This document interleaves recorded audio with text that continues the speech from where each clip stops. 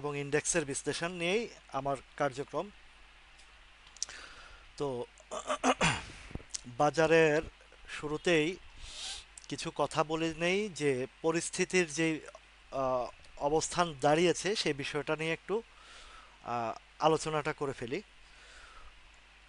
মার্কেটের বিশ্লেষণটা অলরেডি আমি দুপুরবেলা যেটা বাজারের সে পরবর্তীতে দিয়ে থাকি সেটা আপনারা দেখেছেন।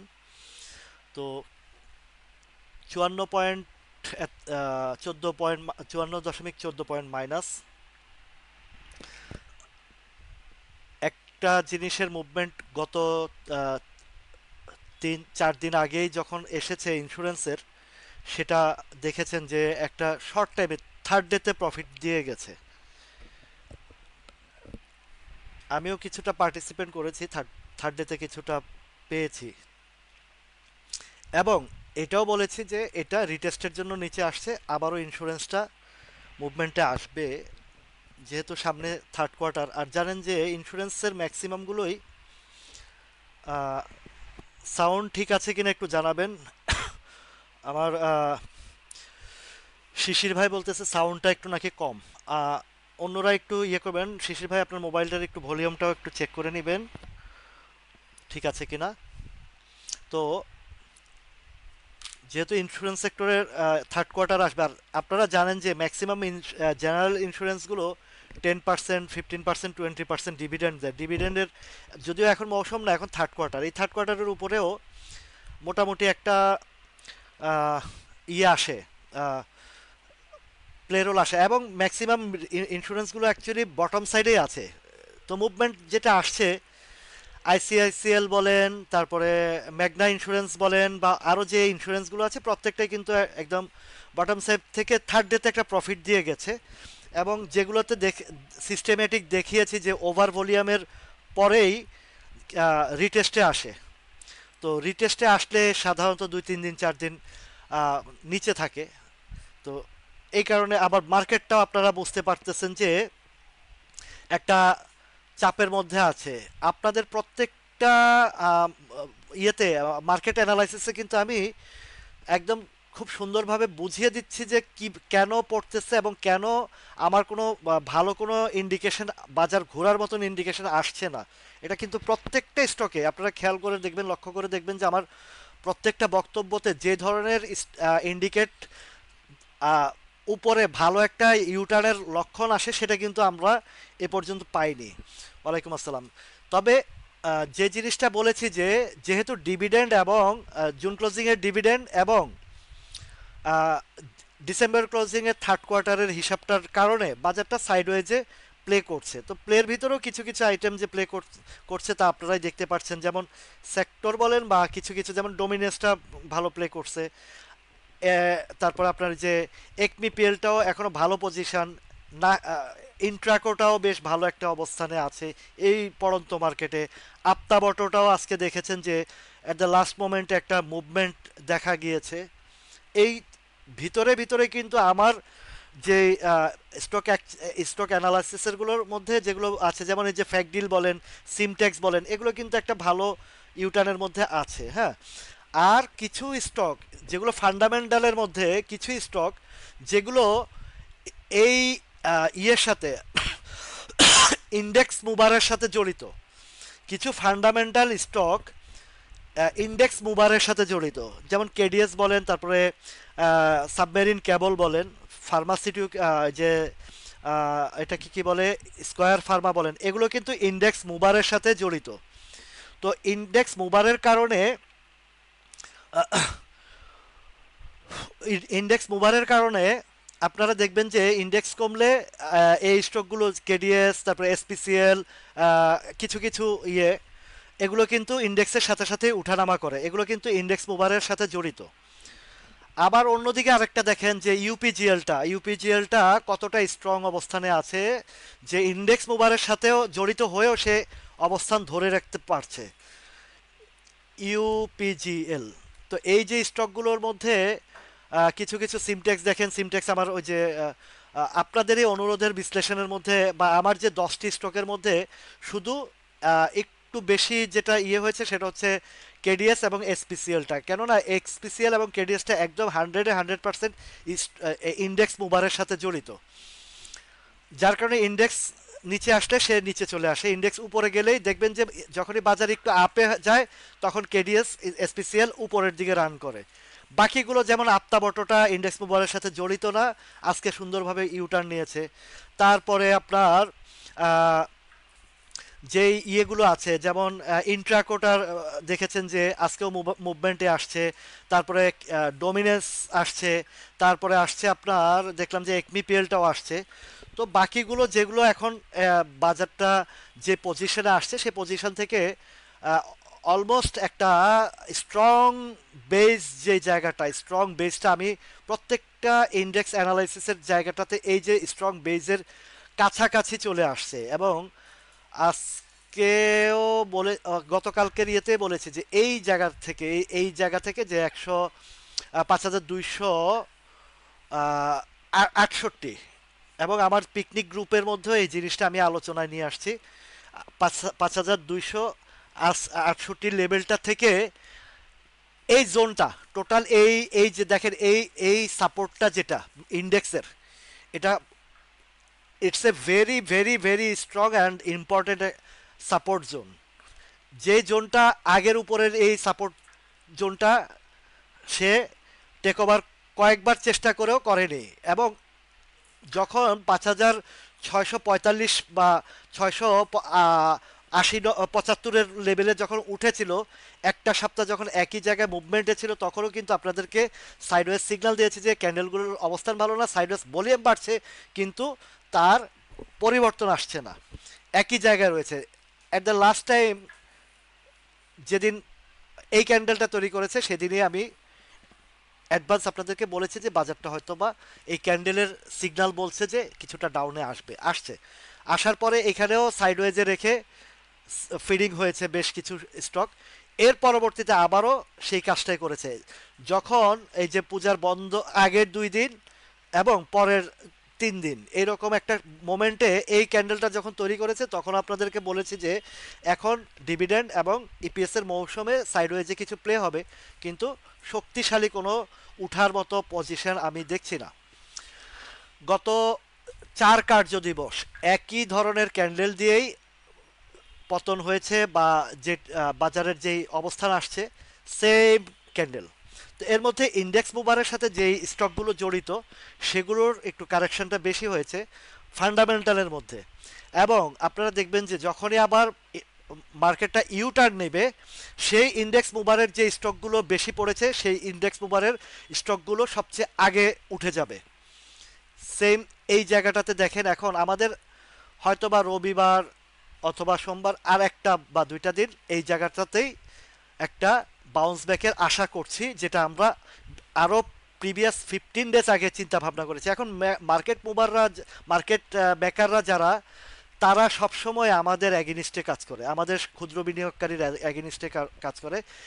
আর তাদের সাথে সবচেয়ে বড় যে আমাদের অ্যান্টি অ্যান্টি পার্টি সেটা হচ্ছে মার্চেন্ট ব্যাংক বলেন বা ইনস্টিটিউট কারা, ইনস্টিটিউট তো মার্চেন্ট ব্যাংকরাই, এই মার্চেন্ট ব্যাংকরাই হচ্ছে আমাদের অ্যান্টি পার্টি।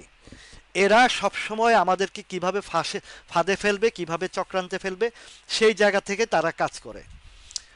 এই জায়গা থেকেই তখন আপনাদেরকে একটা জিনিস বলেছি যে আপনি ফান্ডামেন্টাল স্টকগুলোর মধ্যে থাকেন, দেখবেন মার্কেট যতই পতন হোক না কেন, যখন ইউটার্ন আসবে আপনারটা সবার আগে উঠে যাবে। এই জিনিসগুলো আমি সবসময় আপনাদেরকে ইন্ডিকেশন করে আসছি। আর কিছু কিছু স্টকের বিষয় ছিল, যেমন আপ্তাবর্তটা আমার ইয়েতে ছিল, একমিপিএলটা ছিল, ইন্ট্রাকোটা ছিল, তারপরে ডোমিনেসটাও আপনাদের ইয়েতে ছিল। আইবিপিটাও উঠে যাবে, বাজার ঘুরবে, আইবিপিটাও উঠে যাবে আপনার সাইদুল ভাই। এখনো পর্যন্ত তার জোনটা, বাজার যখন একটু চাপ পড়ে তখন হয় কি প্যানিক সেলটা হয় আমাদের মধ্যে যারা ওভার, বিশেষ করে এরা নতুন যারা আমাদের মধ্যে যারা নতুন আছে, এবং পুরাতনের ভিতরে অনেক আতঙ্কিত মানুষ আছে আমি দেখি। বাট আমি সবসময় যাদেরকে বলি যে সাপোর্ট আপনি যেখানে কিনছেন, আপনি তো জিকিও বলপেন কিনে ইয়ে করেন নাই, বা টিআইটিএল 96 টাকা কিনেন নাই। তারপরে ওই যে ইএইচএল এর ব্যাপারে বলেছি, তারপরে আপনার আরও এই ধরনের হাই রেঞ্জের শেয়ারগুলো থেকে সবসময় আমি সতর্ক করে আসছি আপনাদেরকে। হ্যাঁ, ওরিয়ন ইনফিউশন যখন 315 থেকে আপে 500 ক্রস করার সাথে সাথে আপনাদেরকে সিগন্যাল দিয়েছি। 585 লেভেলে তো আহ, আমার এক ভাইকেও এক হাউস থেকে ধরাইছে। যাই হোক, আমি অল্প লসে তাকে আমি যুগ পরামর্শ দেওয়াতে উনি নিয়েছেন এবং বেঁচে গেছেন 545 টাকায় একটা ছোট্টখাটো লস দিয়ে বেরিয়েছেন। তবে উনি আমার ওই টাইমে মার্কেট যখন খুব ফুল ফেভারে ছিলেন, ওই সময় কিন্তু উনি আমার ভিডিওগুলো দেখে যে স্টকগুলো আপনাদের বাছাই করা বা আমার কিছু পছন্দের স্টকগুলো যেগুলো পজিশন ভালো ছিল, উনি বেশ ভালো একটা প্রফিট ওইগুলোতে করেছিলেন। কিন্তু আমার সাথে পরামর্শ যেদিন করেছেন সেদিন সেল দিয়ে প্রফিটটা নিয়েছেন, ওই দিন থেকে বাজারটা আবার পতনের দিকে গিয়েছিল। এটা আহ, একটা আল্লাহর ইচ্ছা ছিল, এই কারণে হয়েছে। তো আল্লাহ ওনাকে সেভ করেছেন, আমার শুধু পরামর্শটা ছিল। এরকম আরও কয়েকজনকে আমি পার্সোনালি অনেক দেখলাম যে পোর্টফোলিওর অবস্থা খারাপ দেখে আমি দিয়েছি, বেশ ভালো ইয়ে রিকভারিটা করতে পারছেন। তো যেহেতু বাজার ডাউন ট্রেন্ডে যখন চলে আসছে, সবাইকে বলেছি একটু সাইডওয়েজে থাকবেন, বুঝে শুনে ভালো ফান্ডামেন্টালগুলোতে আপনি বিনিয়োগ করবেন।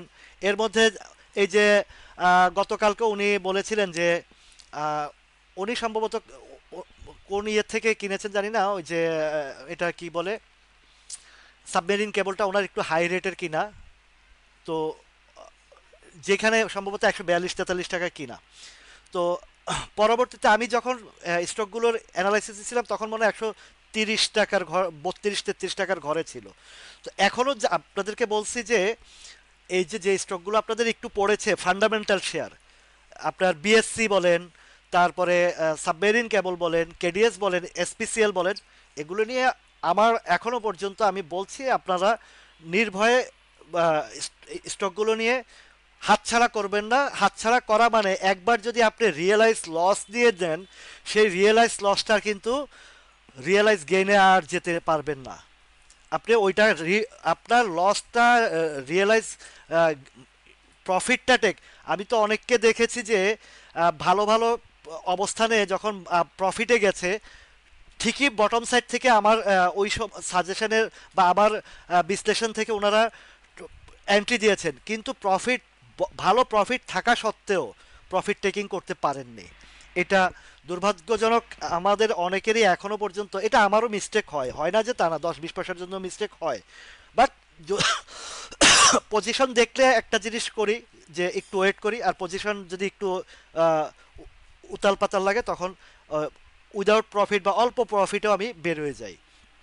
এই জিনিসটা আপনারা অনেকে কিন্তু পারেন না, ঠিক আছে? এই জিনিসটা আমি দেখেছি আমার, আপনারা যখন রিকোয়েস্ট করেন, আমাকে পার্সোনালি একটু, যাদের সাথে শুরু থেকে আমার সাথে একটা ভালো একটা বন্ধন হয়ে গেছে, আমি চেষ্টা করি যতটুকু সম্ভব, কারণ হাজার হাজার মেসেজ থেকে তো সব সম্ভব হয় না, তারপরেও কিছু কিছু দেখি এবং আলোচনা করি, একটা আহ, পরামর্শ দেই এবং পরামর্শ দিয়েও বলি যে সেটা একদম আপনি নিজ থেকে নিজে বুঝে শুনে ডিসিশন নেবেন। কেননা এর আগে আমি কিছু পরামর্শ দেওয়ার পরে ওনারা নিয়েছেন, তো পরের দিন দেখা গেছে 8 আনা বা 20 পয়সা 30 পয়সা বাড়তি দেখে ওনাদের মন খারাপ হয়ে গেছে এবং কিছুটা ব্লেম গেম করার চেষ্টা করেছেন। তো আমি বলেছি সরি ভাই, আমি এখন পরামর্শ দিতেও ভয় পাই। তবে হ্যাঁ, আমার যারা প্রিয় মানুষ আছেন, কিছু মানুষ আছেন এবং যারা বুঝেন যে বিষয়টা আসলে বাস্তব চিত্র এবং পরামর্শ অনুযায়ী প্রফিটও ওনারা করেছেন, সেই জায়গা থেকে আমি একদম পার্সোনালি আমি এই হেল্পটা করি। কেননা আপনাদের লোকসান বা এই বাজারের যে কালপিটদের যে বাজারটা, কালপিটরা যারা নিয়ন্ত্রণ করে, তাদের কাছ এখানে যত ভালোভাবে কাজ করি না কেন, ওরা সবসময়, ওরা কি ফলো করে না আমাকে? অবশ্যই করে। ওই যে গ্রুপের কিছু আছে না যে ফিডিং বাজরা, ওরাও তো আমার এগেনিস্টে কাজ করে। আমাকে কোনোভাবে যদি আমাকে এখান থেকে বোল্ড আউট করতে পারে, আপনাদেরকে নিয়ে খেলতে তাদের আরও বেশি মজা হবে। সেই জায়গা থেকেই চেষ্টা করে আমাকে বিভিন্ন কমেন্ট করে বিভিন্নভাবে হ্যারেস করার চেষ্টা করে। এটা আমি বুঝি, বাট আমি যে জায়গা থেকে আমার আপনাদের জন্য আমার যে কাজগুলো করার, সেই কাজগুলো কিন্তু আমি করে যাব ইনশাল্লাহ। হ্যাঁ, এই যে বোরহানুদ্দিন ভাইও কিন্তু 5% ইকুইটি কমে গেছে, নো প্রবলেম ভাই, এটা বাজার যখন ঠিক হয়ে যাবে ওমর ভাই, আপনি দেখবেন যে 5% আবার ইটস এ ডাজেন্ট ম্যাটার। মার্কেটটা যখন একটা ভালো সাপোর্ট লেভেল থেকে যখন ইউটার্ন আসবে, দেখবেন যে উইদিন শর্ট টাইমের ভিতরে 5% তো ইকুইটি রিকভারি করে আরও আপনাকে অন্তত 10-20%-এরও দিতে পারে স্টক বুঝে, ঠিক আছে? স্টক বুঝে 10-20% আপনাকে দিতে পারে এইরকম ভালো ফান্ডামেন্টাল স্টকের যদি থাকেন। এখন গত 4 দিন আগে যখন আপনারা দেখেছেন যে যখন কোনো মুভমেন্ট, সেক্টরের মুভমেন্ট আসে, যখনই আমার নজরে আসে আপনাদেরকে আমি সেই জায়গাটা দেখিয়ে দেই, এবং যারা বুঝে শুনে কোনো স্টকে ঢুকেন শর্ট টাইমে আপনারা প্রফিট নেন। যেমন ইন্স্যুরেন্সের যখন মুভমেন্টে আসছেন, আমার কাছে কয়েকটা স্টকের কথা বলেছি, আইসিআইসিএলটা ঠিক বটম সাইডে ছিল, 3 দিনের মাথায় প্রফিট নিয়েছেন অনেকেই। তারপরে সন্ধ্যায় কয়েকটা ইন্স্যুরেন্সের আমি দিয়েছিলাম, সেখান থেকে প্রফিট টেকিং আপনারা অনেকে করেছেন, আমাকে রিভিউ দিয়েছেন। তো এই শর্ট টাইমের সবাই কিন্তু এক্সপার্ট না, আমি জানি। শর্ট টাইমের এক্সপার্ট সবাই না।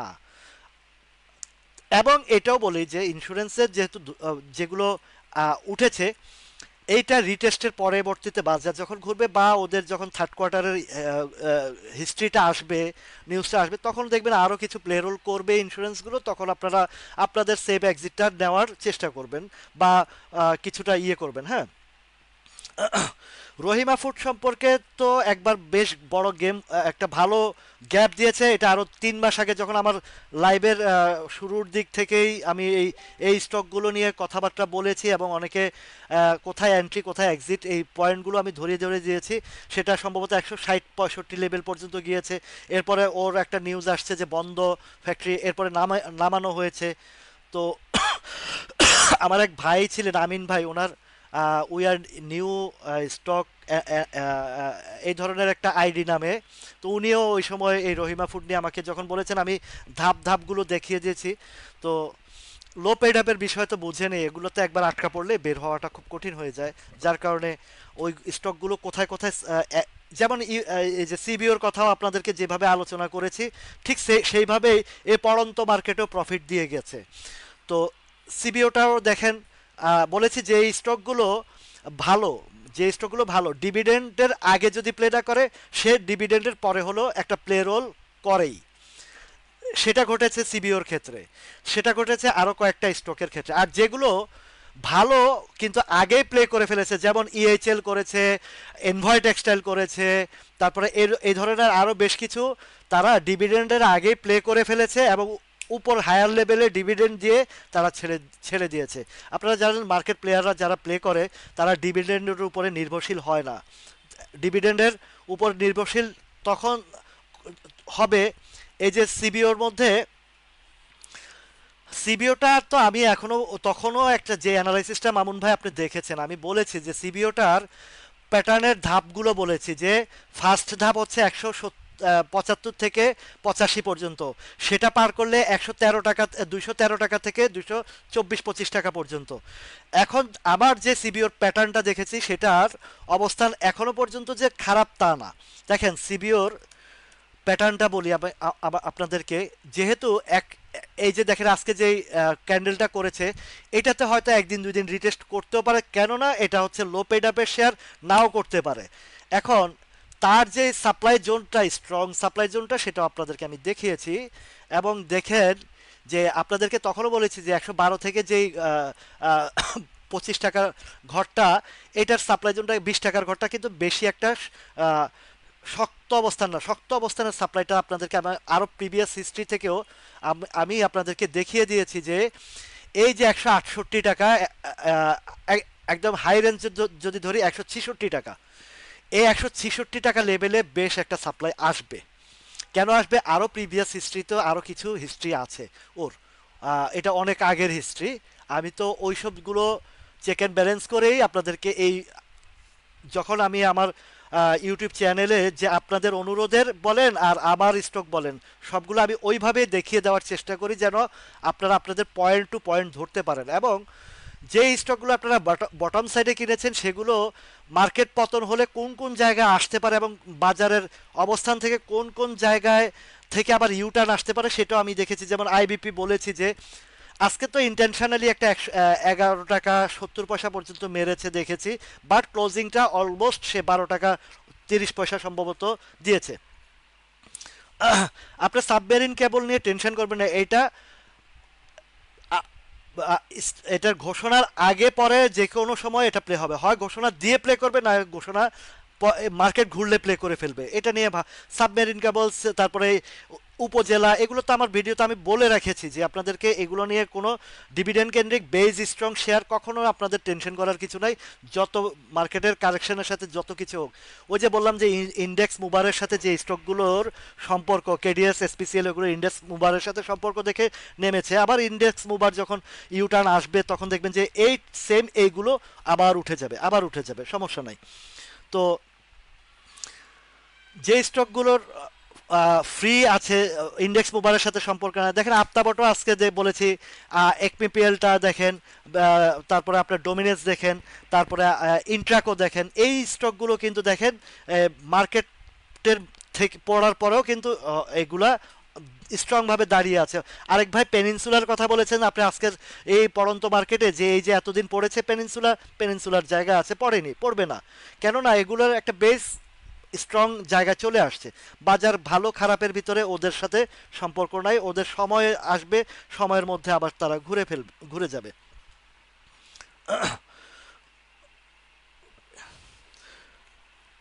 ভাই আমরা ক্ষুদ্র বিনিয়োগকারী, গোল্ড কেনার মতন পয়সা নাই এইখানে। 5 টাকা 7 টাকা 10 টাকা 20 টাকা 50 টাকার শেয়ার কিনে লাভ করতে পারি না, আর গোল্ড কিনে লাভ আমাদের মতো লোক ওইখানে তো কিন্তু।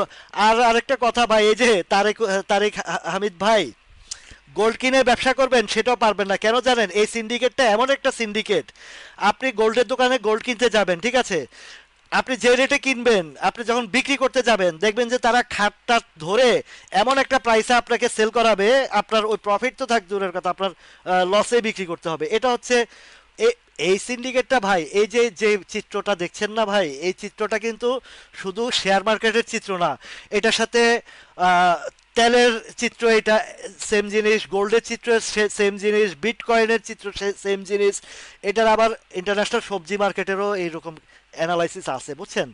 তো গোল্ডের যে জিনিসগুলো একটা পর্যায়ে চলে গেছে, এবং সেখানে আমাদের মতন ক্ষুদ্র বিনিয়োগকারীদের কোনো ওয়ে নাই ওইখানে যাওয়ার জন্য।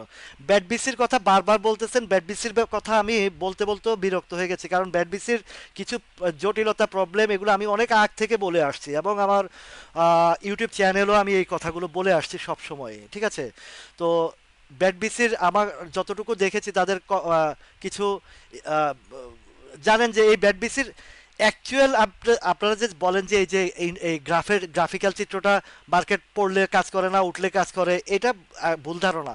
ব্যাট বিসিটা নিয়ে আপনাদেরকে একটু আজকে গভীরভাবে একটা আলোচনা করে দেই, যেহেতু অনেকেই এটা নিয়ে আছেন। হ্যাঁ, এই ব্যাট বিসিটা কত সালে কত প্রাইসে ছিল আপনারা কেউ বলতে পারবেন? পারবেন না। কেননা আপনারা শুধু ইন্ডেক্সের ওই যে স্টকের বাই সেলের মধ্যে থাকেন, বিষয়গুলো অনেক গভীর জায়গার মধ্যে। আহ, আমাদের সাধারণ মানুষ ভাই, আমাদের তো আমরা এই লড়াই ঝগড়ার মধ্যেও আমরা এই যে সিস্টেমেটিক বিষয়গুলো আমরা বুঝি, সব কিছু করি, শিখাই আপনাদের। তারপরও আমরাও যে কুলিয়ে উঠতে পারি তা বিষয় না, কিন্তু আমাদের একটা জিনিস, আমার জায়গা থেকে আমি একটা ধৈর্যশীল মানুষ, ধৈর্যের জায়গা থেকে আমি কাজ করি, যেন মার্কেট পতন হলেও যেন আমি আমার জায়গাতে সেফ থাকতে পারি, এতটুকু নিশ্চয়তা আমি নিয়েই আপনাদেরকে, আপনাদের এই হেল্পিং হ্যান্ডটা আমি আপনাদের হাত সামনে বাড়িয়ে দিয়েছি। কেননা আমার অভিজ্ঞতায় দেখেছি যে এই যে হোয়াটসঅ্যাপ গ্রুপ, মেসেঞ্জার গ্রুপ যে পরিমাণে মানুষকে ধোকা দিচ্ছে এবং লুজার করেছে ম্যাক্সিমাম লোক, আপনারা যে চিত্রগুলোর হিসাবটা আমি দেখিয়েছি সেই জিনিসগুলো আগে কখনো আপনারা দেখেননি, বা এবং আপনারা অকপটে মার্কেট ভালো অবস্থানে স্বীকারও করেছেন যে না ভাই, আপনার যেগুলো দেখে বেশ যারা এক্সপার্ট ছিলেন বেশ ভালো প্রফিট করেছেন। এখনও এই যে আপতাবটো যারা নিয়েছেন, একমিপিএল, ডোমিনেস, তারপরে ইন্ট্রাকো, এগুলো তো আমার অ্যানালাইসিস ছিল না, অবশ্যই ছিল, এবং আপনারা দেখেছেন। তারপরে উপজেলা উপজেলা যারা কিনেছেন আজ অবধি কি কেউ লুজার হয়েছেন? হন নাই। তারপরে বিএসসিতে 93 টাকা থেকে আপ অ্যান্ড ডাউনের মধ্যে আপনাদেরকে আলোচনায় নিয়ে আসছি। এখনো যারা আছেন সেফ সেফ সাইডে আছেন, এগুলোতে আপনাদের ভয় পাওয়ার কিছু নয়। মার্কেট কারেকশন হয় হোক, কোনো সমস্যা নাই আপনাদের। তো এখন ইনিস্ট্রি ইন বাটা ব্যাট বিসিটা আমি কমপ্লিট করে দিই, তাহলে আপনাদেরকে বলি যে এই ব্যাট বিসিটা, এই যে সাপোর্টের ব্যাপারটা বলছি না, যে হিসাবটা আপনাদেরকে মিলিয়ে বলেছি সাপোর্ট, এই যে এখন 44 টাকার মধ্যে আছে, যে সে 17 টাকার নিচে যেখানে থেকে ইয়ে করেছে, একটা ধাপের কথা বলেছি যে 50% যখন সে গেইন করে ওখানে ধরে, তখন সে 100% ধরার চেষ্টা করে। এই বিষয়গুলো নিয়ে আলোচনা করেছি। তো তার অলরেডি 2 টাইমস 3 টাইমসের কাছাকাছি চলে গেছে, তো 53-54 লেভেল পর্যন্ত। বাট আড়াই গুণের পরে কিন্তু সে, ওই যে আপনি বলছেন ইনস্টিটিউট ফরেন হোল্ডিং সেল করেছে, এই জিনিসটা একটু মাথায় রেখে কাজ করবেন। হ্যাঁ, তো এই যে ব্যাট বিসির কথাটা আপনাদেরকে বলি, ব্যাট বিসিটা 2006-07 সালের দিকে এটার প্রাইস ছিল অনলি 60, 6 সাল বা হ্যাঁ 6 সালের দিকে অনলি 60 টাকা, অনলি 64 টাকা। এটা আমার প্রিভিয়াস হিস্ট্রি থেকে আমি বের করে দেখেছি। এর পরবর্তীতে এটা 160 টাকার ঘরের একটা গল্প বলেছিলাম, এক ভদ্রলোক সেখানে 16 লাখ টাকা ইনভেস্ট করেছিল, 10,000 শেয়ার, এবং সে আজও অবধি বিক্রি করেনি এই শেয়ারটা। তখন ওই 64-65 লেভেলে বিনিয়োগকারীরা ফরেন ইনভেস্ট ছিল, আমাদের এখানে বিগ বিগ ইনস্টিটিউট বিগ এটাতে ঢুকে ওরা লম্বা সময়ের জন্য এটাতে বিনিয়োগ করেছিল। ঠিক করোনার আগ মুহূর্তে বা করোনার সময় সে প্রথম ওই যে ব্যাসেল 3 বা 4 ফিল আপ করার জন্য সে 200% প্রথমবার স্টক দিয়েছে।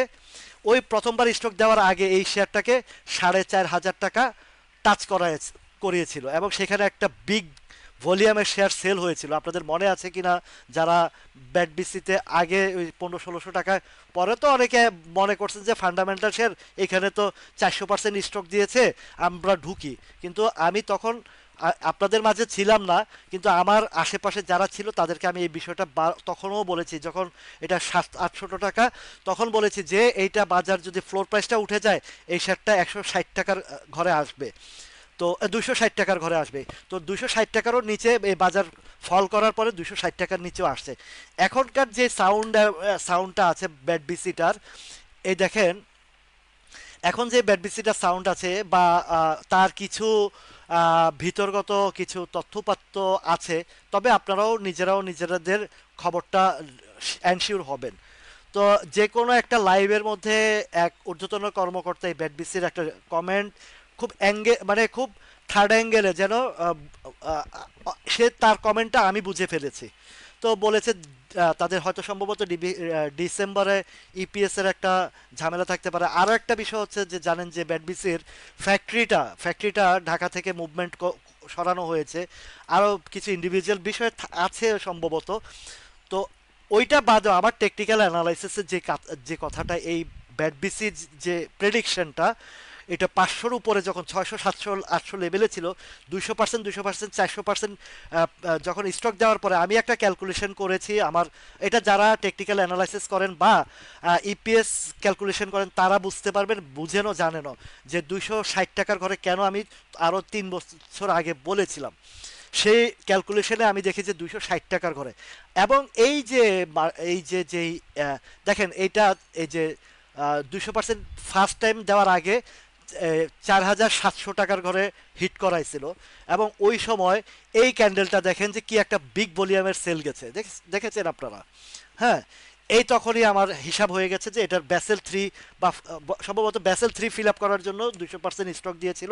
পরবর্তী বছরে আবারও 200%, 400% দেওয়ার পরে তার, এখন সে আর স্টক দিতে পারবে না, অলওয়েজ ক্যাশ দিতে হবে। বাট প্রাইসিংয়ের অ্যাডজাস্টমেন্টটা তখনই আমি ক্যালকুলেশন করে 260 টাকার কথা বলেছি। ফ্লোর প্রাইস ছাড়ার সাথে সাথে ট্রিবিন্ডাস ফল করেছে, এটা মার্কেটের সাথেও ফল করেছে, এবং তার প্রাইস অ্যাডজাস্টমেন্টেও ফল করেছে। আপনারা এবার দেখেন, আমি আরো প্রিভিয়াস হিস্ট্রিতে আপনাদেরকে নিয়ে গেলে তখন আপনারা জিনিসটা একটু আরো ধারণাটা পাবেন, কোথায় আসতে পারে এটার মার্কেট পরবর্তী অবস্থান।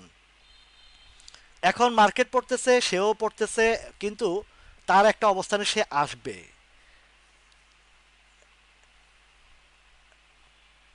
এটা হচ্ছে আরো প্রিভিয়াসে যেতে হবে। তাহলে একটু আপনারা একটু ধৈর্য ধরেন, আমি এটা বুঝিয়ে দিলে সবার জন্য সুবিধা হবে এবং এইটার অনুপাতে আপনাদের আরো কিছু বুঝতে সুবিধা হবে।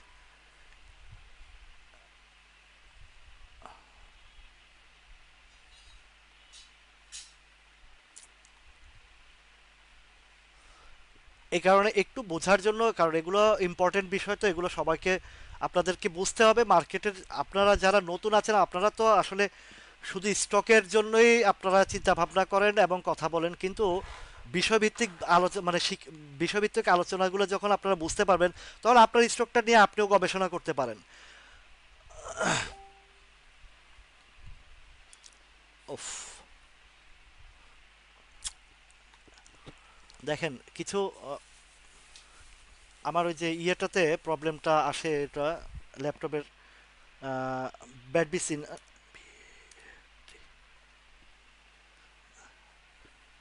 এখান থেকে সরাসরি পিছনে চলে যাই, একদম দ্রুত চলে যাই আমি সেই,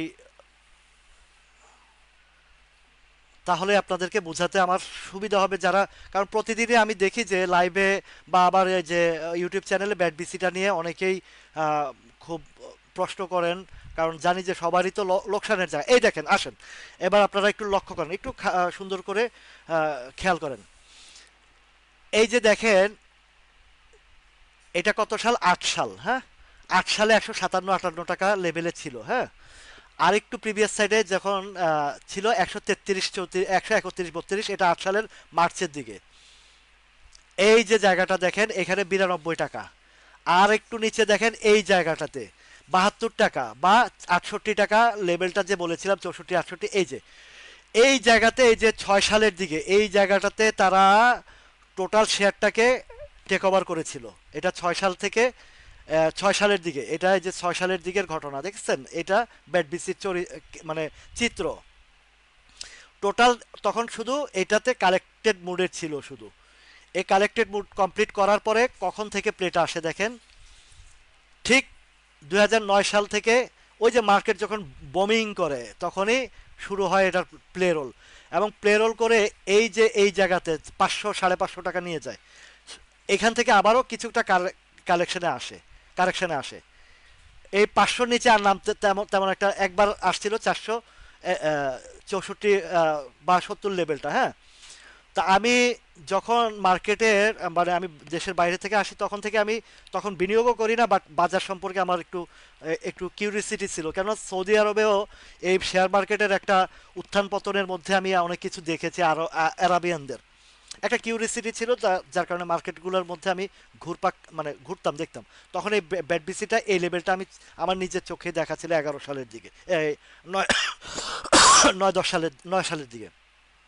এখন এর পরবর্তীতে কি হয়েছে দেখেন, এখন যদি আসে বাজার, এটা যদি একটু মানে ইয়েতে আসে, নিচে আসে, আপনাদের এই হিসাবটা থেকেই আপনাদেরকে দেখিয়ে দিচ্ছি এখন যে রেটটা আছে সেই রেটটা, এবং পরবর্তী কোন জায়গায় এখন যে জায়গা আছে এই জায়গা থেকে অন্তত 200 টাকার কাছাকাছি একটা সম্ভাবনা আছে। 200 টাকার কাছাকাছি। আচ্ছা, আপনার 96 সালে 170 টাকা, তখনকার পরে তো আরো মার্কেট ফল করে। 96 সালে একবার মার্কেট ক্রাশ করছে না, ওই ক্রাশের সময় এটা নেমে গেছিল 64-65 টাকা লেভেলে। তো হ্যাঁ, তখন কাগজের শেয়ার ছিল 96 সালে, এবং এই কাগজের শেয়ার নিয়েও জালিয়াতি হয়েছিল তখন। সেই জালিয়াতিটা কি হয়েছিল, কাগজের শেয়ার, ভুয়া কাগজের ওই যে শেয়ার ছাপায়া ওইগুলো বিক্রি হয়েছে, এরকম এরকম ঘটনাও ঘটছে আমাদের এই মার্কেটে। আমাদের তখন থেকেই তো আমাদের এই বাজারের ক্যারেক্টার এই ধরনের, আজ অবধি তো পরিবর্তন হয় নাই। সেইখানের ভিতরে অনেকেই লুজার বা গেইনার যা কিছু এর মধ্যেই। পুঁজিবাজার একটি ঝুঁকিপূর্ণ জায়গা, এটা জানেন, এটা সেকেন্ডারি মার্কেট, ঝুঁকি নিয়েই আমরা আসি এখানে। তো সেই জায়গাতে অবশ্যই একটা কিছুটা না কিছুটা শিক্ষার জায়গা থাকলে আপনার লাভ লস যাই হোক একটা জায়গা আপনি বুঝতে পারেন, ঢুকতে পারেন, ইনভেস্ট করতে পারেন। আর এখন তো যদিও এটা আহ, ইয়েতে অনলাইন সিস্টেমে চলে আসছে অনেক ফাঁকিবাজি, যেমন শুরুতে যখন 11-12 সালে যখন এটা এই এই এই অনলাইন সিস্টেমে চলে আসছে তখনও অনেক অনেক কারসাজি হয়েছিল। কোডে শেয়ার নাই, তারা শেয়ার সেল করে দিয়েছে, এরকম ঘটনাও ঘটেছে। আবার টাকা নাই, শেয়ার কিনে বসে রয়েছে, এরকম ঘটনাও ঘটেছে এই মার্কেটে, অনেক কিছুই ঘটেছে। আমাদের দুষ্টচক্রর, দেশের দুষ্টচক্রর কাহিনী অলওয়েজ থাকে, আছে, থাকবে। তো ব্যাটবিসির এখন যে কথাটা বলেছে যে 200 টাকার কাছাকাছি হয়তোবা আসার সম্ভাবনা আছে, আর বাজার যদি সাপোর্ট করে হয়তোবা, তবে ডিসেম্বরের দিকে তাদের কন্ডিশন কি আসে সেটা একটা দেখার বিষয়। এরপরে হয়তো এটা আরেকটু, যেহেতু কিছুটা ইন্ডিকেশন দেওয়া আছে তো ওই হিসাবে ইন্ডিকেশন পেয়েছি। তো 200 টাকার কাছাকাছি একটা সাপোর্ট জোন আছে, ভালো একটা 218-19 টাকার দিকে একটা সাপোর্ট জোন আছে, ভালো সাপোর্ট জোন আছে, ওইখান থেকে হয়তোবা মুভমেন্ট ওই পর্যন্ত আসতে পারে। যেমন আমি যদি বটমটা ধরি 200 টাকা 14-15, 214-15 টাকা দিয়ে, তাহলে ব্যাট বিসিটা ক্লিয়ার। এটা শুধু ব্যাট বিসি নিয়ে আমাকে অনেকেই মানে ইউটিউব চ্যানেল এবং এই যে লাইভে বা পোস্টের মধ্যে বারবার কমেন্ট করেন, জানি যে ওনারা খুব বিপদে আছেন, এই কারণে বলেছি। এবার মূল কথায় চলে যায়, তাহলে ব্যাট বিসিটা নিয়ে আপনাদেরকে একটু গভীরভাবে আলোচনা করেছি এই কারণে যে যখন ব্যাসেল ফিল আপের বিষয়টা আসে কোনো স্টকের, ব্যাসেল ফিল আপ এই বিষয়টা নতুন কেউ জানেন? এই আপনারা অনেকেই জানেন না, নতুন যারা বিনিয়োগকারী, এই ব্যাসেল ফিল আপের সিস্টেম জিনিসগুলো আপনারা অনেকে জানেন না। একটা শেয়ারের তার পেইড আপ ক্যাপিটাল বাড়ানোর জন্য যে কিছু শর্ত আছে, এটা এটাকে বলে আপনার যে পাবলিক লিমিটেড কোম্পানিগুলোর তাদের যে পেড আপ বাড়াতে হয়, এটা কিন্তু একটা রুলস আছে, যে বাংলাদেশ সিকিউরিটি এক্সচেঞ্জ কমিশনের একটা রুলস আছে, সেই রুলস ফিল আপ করতে গিয়ে ব্যাটবিসির এই এবং এটা ব্যাংকিং সেক্টর, এগুলো বিভিন্ন সেক্টরের আছে পেড আপ, যেমন লো পেড আপের গুলো পেড আপ বাড়ানোর ব্যাপারে কয়েকবার আলোচনা হয়েছে, কিন্তু সেই অনেকগুলো স্টক এখনো, যেমন অ্যারামিটের ব্যাপারে তাদের পেড আপ বাড়ানোর কথা আছে, বিডি অটোকারের পেড আপ বাড়ানোর কথা আছে, সিবিওর পেড আপ বাড়ানোর কথা আছে, কিন্তু বাস্তবিক রূপ নিতে পারছে না এখনো। যেমন অ্যারামিট যদি পেড আপ বাড়াতে হয় তাদেরকে অবশ্য রাইট শেয়ারের দিকে যেতে হবে, আর রাইট শেয়ার কারা, কোন কোম্পানিগুলো যায়? রাইট শেয়ারগুলো যায় দুর্বল কোম্পানি। আর সে যদি বোনাস, স্টক বোনাস দেয়, তাহলে কিন্তু সে তার নিজের ক্যাশ ফান্ড থেকে দিতে হবে। ঠিক আছে তরিক ভাই, জি জি, তো রাইট, তরিক ভাই ঠিক বলেছেন, এটা উঠবে, এখান থেকে উঠবে, টেনশন নাই। ফার্মাসিউটিক্যাল নিয়ে আপনারা অতটা নার্ভাস ফিল করার কিছু নাই। বিকন বলেন, ওরিয়ন ফার্মা বলেন, বেক্সিমকো ফার্মা বলেন, এই ফার্মাসিউটিক্যালের আপনারা জানেন মেডিসিনের যে কি পরিমাণের বিজনেস হয়, এগুলো তো লোকসানের কিছুই নাই এখানে। জাস্ট এখন বাজার খারাপ হলে সবগুলো স্টকেই পালে বাতাস লাগে, এটা জানেন আপনারা, এটা নিয়ে অরিড হওয়ার কিছু নাই, আতঙ্কিত হওয়ার কিছু নাই। আপনারা যারা পুরনো আছেন, হ্যাঁ, ওই সময়ের যে জিনিসটা বলেছিলাম যে 285-র নিচে নামবে না, নামে নাই। আপনারা খেয়াল করে দেখবেন 285-র নিচের আর 1 মাস আগে না, এটা আরো 3 মাস আগে বলেছি, 2 মাস আগে বলেছি যে 285-র নিচে নামবে না। ওই সময় ওই ভদ্রলোক, ওই যে ব্যাটবিসির যেই যিনি আছেন, ব্যাটবিসির যে কর্মকর্তা, আমার লাইভ দেখেন, উনি একটা কমেন্ট করার পরে আমি আরো কিছু তথ্য কালেকশন করেছি। ঠিক আছে, এই যে মাহবুব আলম ভাই, আপনি ঠিক কথা বলেছেন। এরপর থেকে কিন্তু আমি বলেছি যে এই সাপোর্ট লেভেলটা সম্ভবত আর রাখতে পারবে না, কেননা ব্যাটবিসির ওই কর্মকর্তার সাথে আহ, ওই কর্মকর্তার সাথে আমি যখন আরও কিছু তথ্য কালেক্ট করেছি, তখন থেকে আমি ব্যাটবিসির বিষয়টা ক্লিয়ার করেছি। তখনও কিন্তু 300 টাকার আশেপাশে ছিল। ঠিক আছে, ওই 285-র নিচে নামে নাই।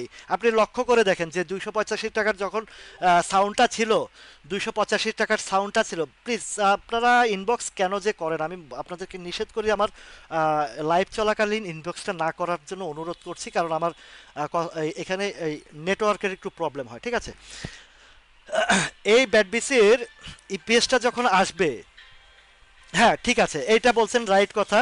তো কিছুটা তথ্য ভিত্তিকে বলেছি যে কিছুটা, এখন সেটার সাথে আমার কোনটা মিলাইতে হয়েছে, এই ব্যাটবিসির এই আচরণটা। ঠিক আছে, এখন যে ক্লোজিংয়ে আসছে, এখন যে ক্লোজিংয়ে আসছে 265 টাকা, ওই দিকেই ইন্ডিকেট করছে, ওই দিকেই ইন্ডিকেট করছে। যদিও এখনো পর্যন্ত তার প্রিভিয়াস যে লোয়েস্ট প্রাইসের আশেপাশে ক্যারি করছে সে প্রাইসটা। ঠিক আছে, ক্যারি করছে।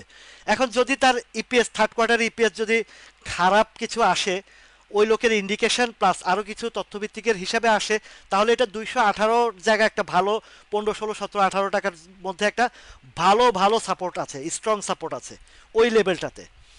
এখন কতটুকু ইপিএসটা আসে সেটার উপরে নির্ভর করবে তাদের কি আছে, কত কতটুকু আসে তার উপরে এই ব্যাট বিসিটা নির্ভর করবে।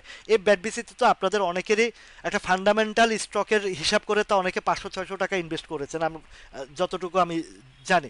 তো ওই সময়ের ফান্ডামেন্টাল হিসাব আর এখন বর্তমান গভর্নমেন্ট চেঞ্জ প্লাস এখনকার পজিশন এবং তার যে 200-400% স্টক বোনাসের হিসাবটা করলে আপনারা যদি ক্যালকুলেট করেন এবং যদি কোনো এক্সপার্টের সাথে আপনারা বসে আলোচনা করেন তাহলে বুঝতে পারবেন যে এটার অ্যাকচুয়াল প্রাইসটা ওই যে 260 টাকার ঘরটার দিকেই আমাকে ইন্ডিকেট করেছে।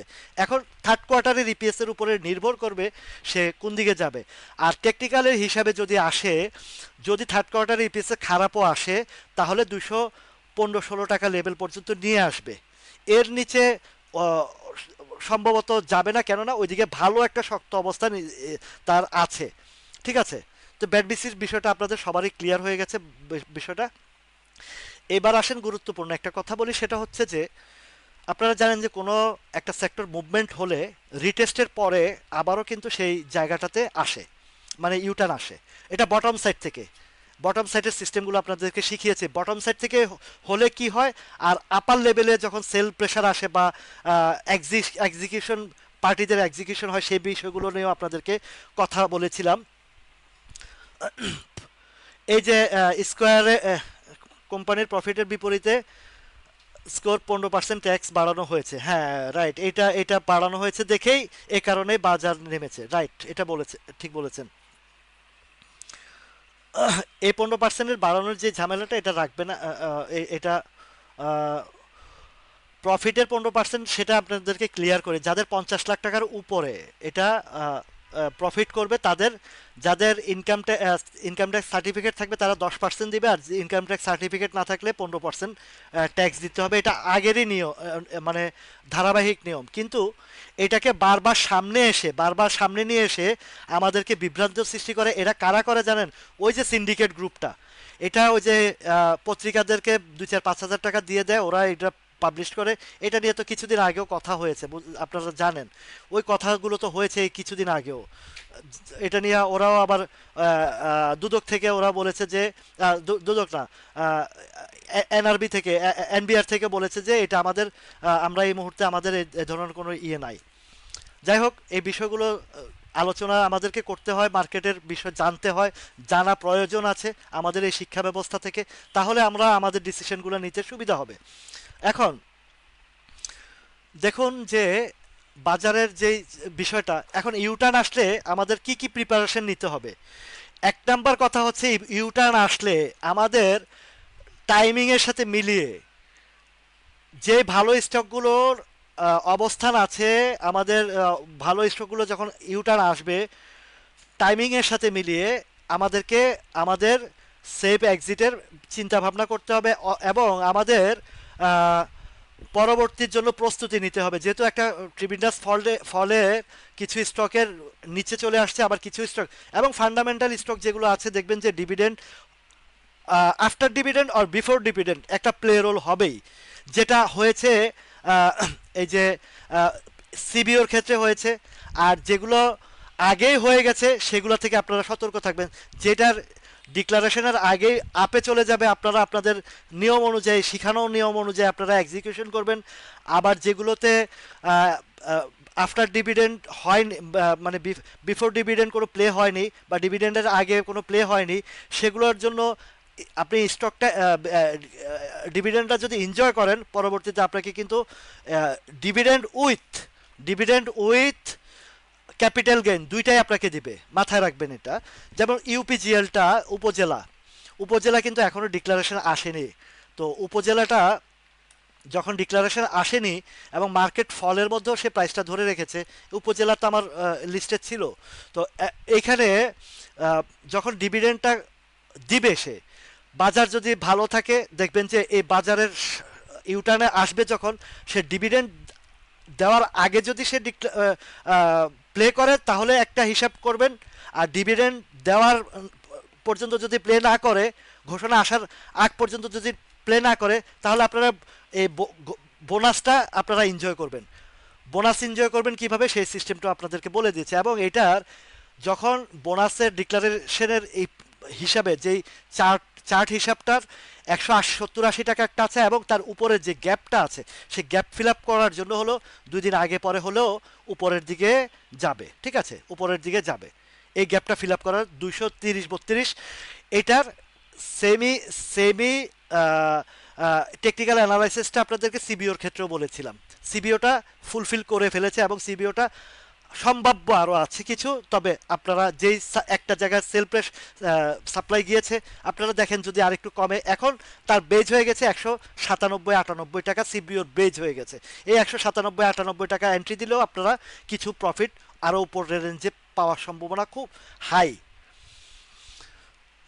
এই এই উপজেলাটারও কাহিনী ওই রকম ঘটবে, টেকনিক্যাল হিসাবে বলছে যে যদি সে উপজেলা বলেন, বিএসসি বলেন, তারপরে আপনার সাবমেরিন কেবল বলেন, কেডিএস বলেন, এই শেয়ারগুলো দেখবেন আমি যে সিস্টেমেটিক আলোচনাগুলো করেছি তা কিন্তু ঘটবে। সিবিওর ক্ষেত্রে যেটা ঘটেছে এগুলোর ক্ষেত্রে এই এই একই জিনিস ঘটবে আগে আর পরে এই বাজারের। ভাই আমরা তো পুরোনো মানুষ, এগুলো অভ্যস্ত দেখে দেখে হয়েছি। ছোটোখাটো স্টক যেগুলো দেখেন, সিমটেক্স ভালো কোম্পানি না, মার্কেট পড়েছে তো তাতে কি হয়েছে, সে তো প্লে রোল করছে। সিমটেক্স কি আলোচনা আমার ছিল না? ফ্যাক ডিলটা কি আলোচনায় ছিল না? তো এগুলো আছে। এই যে আইসিআইসিএল এর কথা, জি, কেন ঝুঁকি হবে ভাই? এটা 3 দিনের একটা রিটেস্টের বিষয়টা আপনাদেরকে বলেছি মোহাম্মদ হাসান ভাই। প্রফিট তো করেছেন আপনারা 3 দিনের মাথায়। এই আইসিআইসিএলটা সাপোর্ট জোনের উপরে এখনও যে জায়গা আছে, দেখবেন যে বাজারটাই ওঠানো আসবে প্রত্যেকটা, শুধু আইসিআইসিএল না, প্রত্যেকটা জেনারেল ইন্স্যুরেন্সের একটা ভালো মুভমেন্ট চলে আসবে। আমাকে 3 মাস আগ থেকে অনেকে বলেছেন ভাই আপনি ইন্স্যুরেন্সের কথা কেন বলেন না? ভাই তখন আমার কাছে এই ইন্স্যুরেন্সের মানে ইন্ডিভিজুয়ালি কিছু স্টক ছাড়া টোটাল সেক্টরের মুভমেন্টের আমার কাছে চোখেই পড়ে নাই। তা আমি কেন শুধু শুধু এক ইন্ডিভিজুয়াল গেমলিং আইটেম নিয়ে কথা বলবো? গেমলিং আইটেম নিয়ে কথা বলতে গেলে আপনারা বিপদে পড়বেন। তা আমার তো ওই বিষয়গুলো তো আপনারা জানেন যে আমি আলোচনায় আনি না, হাই প্রাইসের কোনো শেয়ারের আলোচনায় আনি না, আপনারা বিপদে পড়বেন এমন কোনো স্টকের আলোচনা আমি আনি না। আমি আনি বেস সাপোর্ট জোনের বেস স্ট্রং শেয়ারগুলো নিয়ে কথা বলি। তো সেইগুলোর মধ্যে যদি একটু কমেও আপনাদের জন্য কিন্তু কোনো সমস্যা হবে না, বুঝছেন? এই যে এসপিসিএল, এই যে মৃদুলদা তো আমার পুরনো পার্টি। মৃদুলদা, তারপরে জুনায়েদ জুয়েল, তারপরে এই যে সজীব, এরা সবাই আমার, এই যে আবুল কালাম আজাদ ভাই, ওনারা তো সবাই আমার একদম শুরুর থেকে ওনারা ওনারা তো বুঝেন বিষয়গুলো আমার। সেখান থেকে আপনাদেরকে আমি বিষয়গুলো তথ্যপত্র সহ ধরিয়ে দিচ্ছি। আচ্ছা, এবার আসেন আপনাদের যাদের যে ইয়েগুলো আছে, রবির প্রাইসটা আমি আগে দেখে নেই, তারপর আপনাদেরকে রবি বিষয়টা ক্লিয়ার করে দিচ্ছি।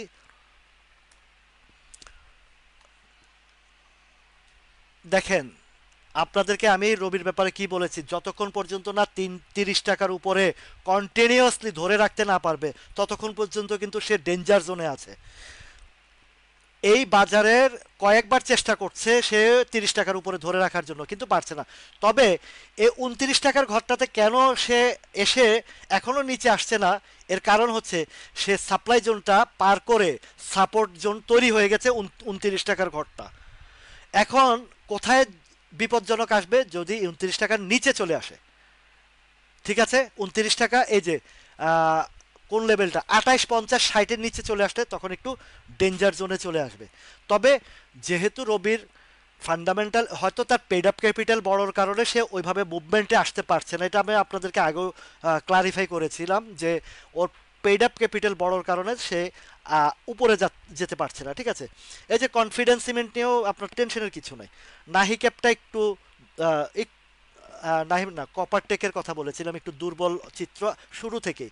নাহি ক্যাপটাও মনে হয় যে ইউটার্ন আচ্ছা আমি দেখি তাহলে, রবিটা ক্লিয়ার করে ফেলি। তাহলে রবিটার আমি আমার যেটা ধারণা, যে যেহেতু এখনো সে এই যে সাপ্লাই জোনটা ক্রিয়েট করে সাপোর্ট জোন তৈরি করেছে, আশা করছি বাজার ইউটার্ন নিলে এটাও কিন্তু ইউটার্নে আসবে, এতটুকু বোঝাই যাচ্ছে। যে এত পতনের ভিতরে যেহেতু তার এই সাপ্লাই জোনটাকে সাপোর্ট ক্রিয়েট করে নিচে আর আসছে না, ঠিক আছে, তাহলে এটা আশা করছি আহ, বাজার ঘুরলে এটারও মুভমেন্ট আসবে। এটারও মুভমেন্ট আসবে যেহেতু এটা অলরেডি তো ডিক্লারেশন দিয়ে ফেলেছে। তো তার যে প্রিভিয়াস জায়গার যে হিসাবটা, যে ফ্লোর প্রাইসটা দেখেন এইখানেও আপনাদের মাথায় রাখতে হবে এই ফ্লোর প্রাইসে কিন্তু হিউজ কোয়ান্টিটির আটকে আছে। তো ওরা এইটাকে হয়তো টেক ওভার করবে যদি বাজারটা সাপোর্টে আসে আরও, হয়তো বা তখন এটাকে একটা বেজ জায়গায় নিয়ে যাবে। সেটার জায়গাগুলো এখানে অনেক অনেক গ্যাপ আছে। এই গ্যাপগুলো ফিল আপ করতে হলে তাকে মিনিমাম 37-38 টাকা করে নিতে হবে, অলমোস্ট 40 টাকা। তো 40 টাকার নিচেও কিছু যে জায়গাটা, আমি সেই জায়গাটাই সবসময় 38 লেভেলটা পর্যন্ত রবির সম্ভাবনা দেখছি। এরপরে আবার এটাকেও যদি টেক ওভার করে সে সাপোর্ট ক্রিয়েট করতে পারে, তা দেন আমরা তখন চিন্তা করতে পারি, ঠিক আছে। এখন যে বিষয়গুলো টাইমিংও হয়ে গেছে, প্রায় ঘন্টাখানিকের হয়ে গেছে, আর বেশি দেরি করব না। আপনাদের এই আলোচনাগুলোর মধ্যে যে গভীর বিষয়গুলো উঠে আসে আপনারা একটু মনোযোগ সহকারে যারা শুনেন তারাই ভালো কাজ করেন। BD Thai food, Fu-Wang ceramic, আপনারা যদি ইউটার্ন, এই যে বাজারটা যে যখন ইউটার্ন আসবে কিছু কিছু গ্যাপ আপনারা পাবেন, কিছু কিছু গ্যাপ আপনারা পাবেন। বিডি থাইটা এটার হিস্ট্রি আমি অনেকবার বলেছি যে বিডি থাই এগুলো ওই যে 22-23 সালের দিকে হিউজ পরিমাণে গেমলিং করা হয়েছিল। আর একটা শেয়ার যখন বিগ গেম হয়ে যায় একবার, সে 5-7 বছরে আর ওইদিকে মুভমেন্টে আসে না। তো এখন দেখেন 1160-এ নামিয়ে ফেলেছে। এই যে প্রিভিয়াস হিস্ট্রিতে দেখেছেন যে যতবার এই 14 টাকা 15 টাকার ঘরে যায় তখনই সেল আসে। কেননা উপরে হিউজ লোক আটকা পড়ে আছে, উপরে গেলেই সেল আসে। তো অক্টোবরের মাঝামাঝি বা বাজারটা ইউটার্ন আসলে, যদি সে ইউটার্ন আসে, তো আসলে অলমোস্ট সে, আমি বলেছি যে আসলে ইউটার্ন যখন আসবে, বাজারটা যখন ঘুরবে, বাজার তো আর সারা জীবন পতনের মধ্যে থাকবে না। এই উত্থান পতন এবং কালেকশন থাকবে, চলবে। আমাদেরকে আমাদের জায়গা থেকে আহ, কাজ করতে হবে। টিআইটিএল এর গেমলিং হয়ে গেছে, ওইটা বাদ।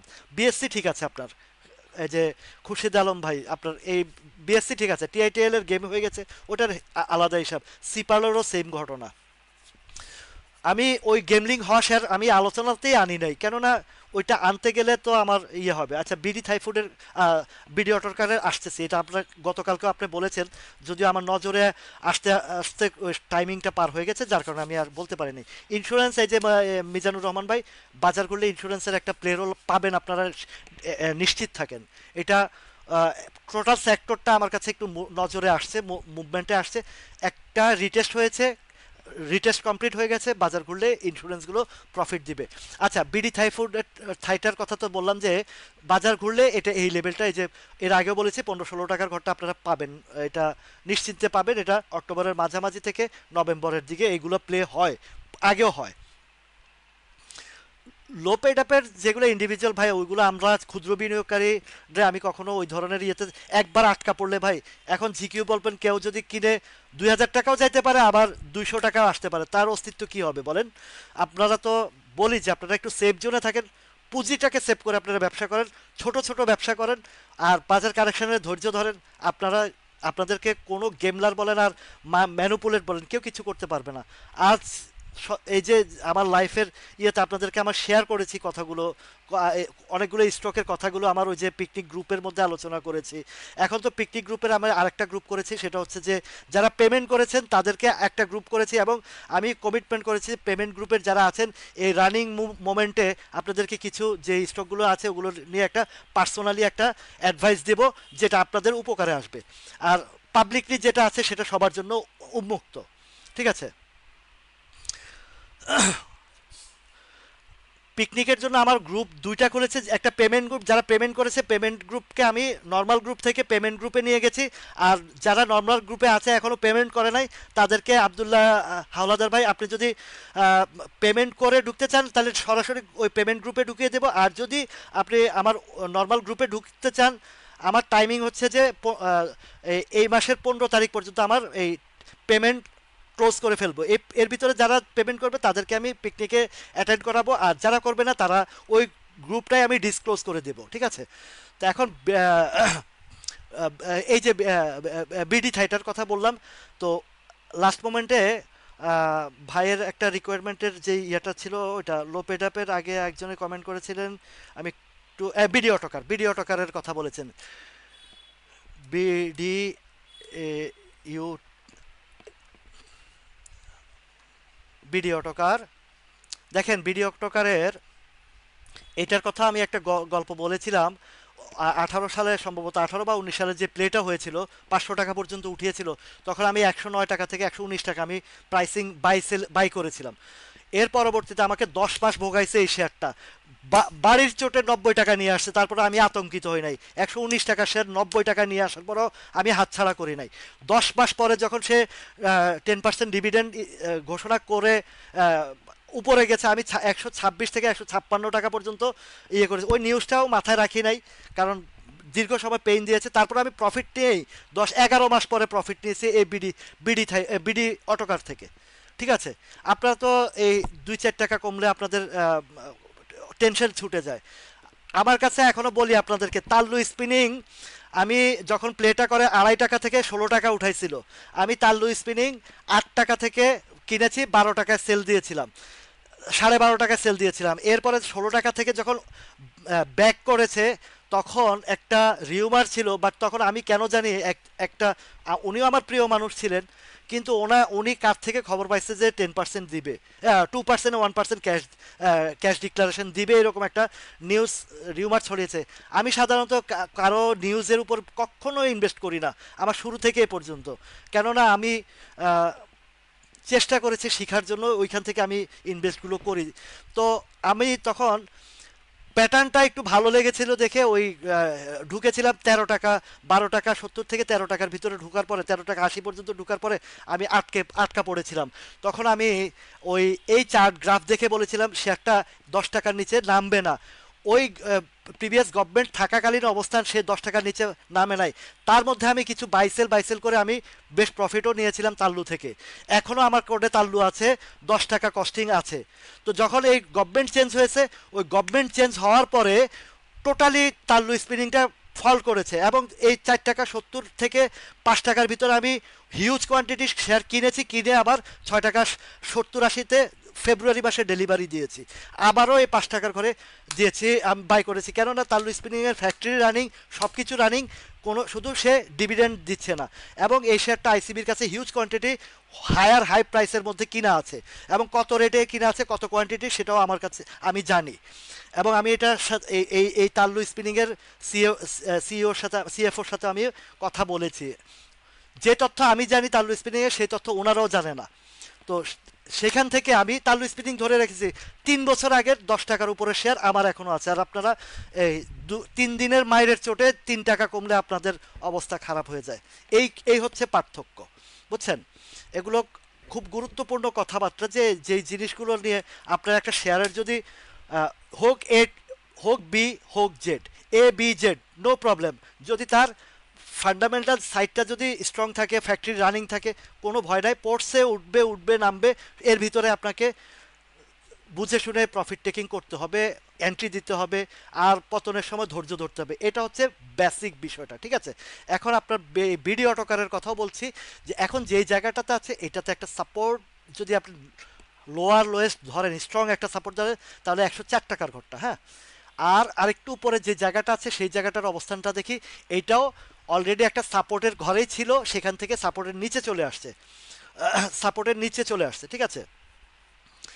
সাপোর্টের নিচে চলে আসার কারণে এখন নেক্সট নিয়ারেস্ট সাপোর্ট যেটা 118 টাকার ঘরে। ভাই আপনি সাপোর্ট নিয়ে টেনশন করার কিছু নাই, ভিডিও টকার নিয়ে টেনশন করার কিছু নাই। যে জায়গাটা আছে শক্তিশালী একটা সাপোর্ট জোনে আছে, ঠিক আছে?